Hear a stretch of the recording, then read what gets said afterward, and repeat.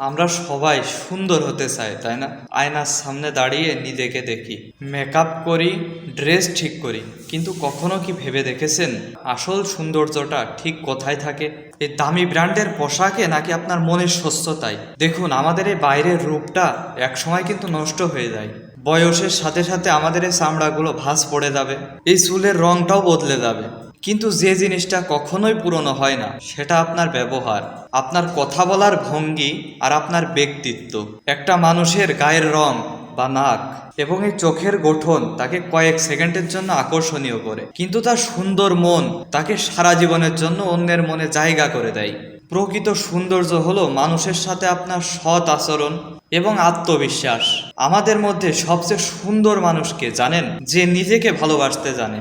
আপনি যেমনই হন না কেন, আপনার নিজের খুঁতগুলো আপনার নিজের কাছে সুন্দর বলে প্রকাশ করা উচিত। এটাই আসল সৌন্দর্য। যখন আপনি ভেতর থেকে খুশি থাকবেন, তখন আপনার চোখে মুখেও আনন্দ কাজ করবে, সৌন্দর্য কাজ করবে।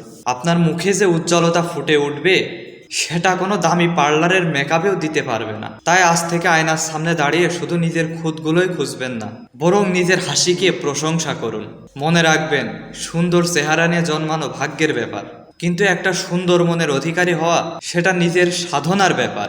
সবাই ভালো থাকুন, সুস্থ থাকুন এবং নিজের ভেতরের আন্তরিক সৌন্দর্যকে ছড়িয়ে দিন। ভিডিওটি ভালো লাগলে একটি ফলো দিয়ে আমাদের উম্মা মিডিয়ার সাথেই থাকুন। ধন্যবাদ।